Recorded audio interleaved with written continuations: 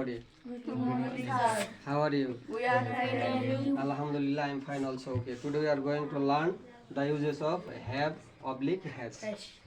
মোট কথায় হ্যাভ ভার্বের ব্যবহার কি বা ইউজ, এটা আমরা কখন ব্যবহার করি এটা নিয়ে আমরা আজকে আলোচনা করব। ঠিক আছে, আজকে আমাদের শিক্ষণীয় বিষয় হচ্ছে হ্যাভ ভার্বের ব্যবহার। হ্যাভ ভার্ব বলতে আমরা কি বুঝি? Have has had, have has had, এইটার ব্যবহার, এটা আমরা কখন ব্যবহার করব? এর আগে মানে পূর্বের ক্লাসে আমরা দেয়ারের ব্যবহার শিখছিলাম, খেয়াল আছে? এর আগের ক্লাসে আমরা কি শিখছিলাম? দেয়ারের ব্যবহার। দেয়ারের ব্যবহারটা কখন হয়? যদি কোনো জায়গায় কোনো কিছু জিনিস থাকা বোঝায়। আর এখানে হ্যাভ হ্যাজের ব্যবহার এটাও থাকা, এটা হচ্ছে কারো অধীনে যদি কোনো কিছু জিনিস থাকা বোঝায়।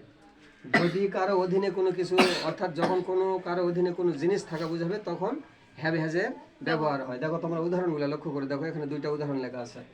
আমার একটি কলম আছে, ঠিক আছে, এটা ইংরেজি কি? I have a pen.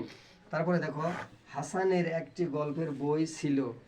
Hasan had a story book. হাসানের একটি গল্পের বই ছিল। এখন এখানে তোমাদের বলার উচিত ছিল যে স্যার আসলে এখানে হ্যাভ হলো কেন আর এখানে হ্যাড হলো কেন? ঠিক আছে, হ্যাভ ভাবে ফর্ম তিনটা না? প্রেজেন্ট ফর্মে কি? Have has. পাস্ট টেন্সে কি? হ্যাড না? পাস্ট পার্টিসিপলেও কি? হ্যাড। তাহলে পাস্ট টেন্সে যদি হ্যাড হয় তাহলে এখানে হাসানের পর তো হ্যাডই হবে, কারণ এখানে ছিল আছে যে। এটা হচ্ছে বর্তমানের কথা। বর্তমানে কি হয়? Have has.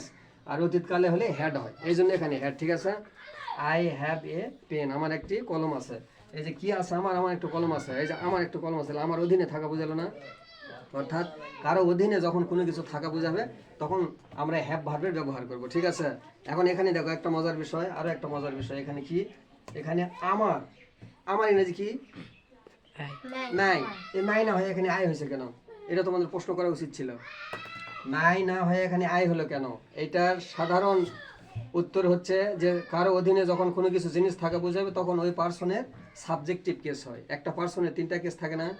সাবজেক্ট, অবজেক্ট আর positive case. Subjective case, objective case আর পজিটিভ কেস। যেমন আমি যদি ধরি আই, আই মানে কি? আমি, মি মানে আমাকে, মাই মানে আমার। তাহলে একটা পার্সনের তিনটা রূপ থাকে, আই, মি, মাই।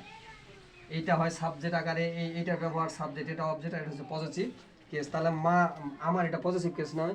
তাহলে যখন কারো অধীনে কোনো কিছু থাকা বোঝাবে ওই পার্সনের সাবজেক্টিভ কেস। মায়ের সাবজেক্ট কি? আই, এই জন্য এখানে কি হয়েছে?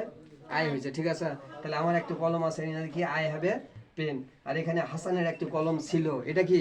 অতীতের কথা, এই জন্য হ্যাভ হ্যাজের পাস্ট ফর্ম হ্যাড, হ্যাড বসছে এখানে। তাহলে Hasan had a story book, হাসানের একটি বই ছিল। আমার এখানে মূল কথা যেটা তোমাদের বোঝানোর উদ্দেশ্য যেটা, যে আমরা হ্যাভ ভার্ব কখন ব্যবহার করব?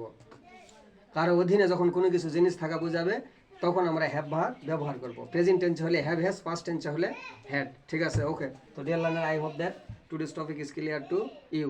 This is all for today. Good bye, আল্লাহ হাফেজ।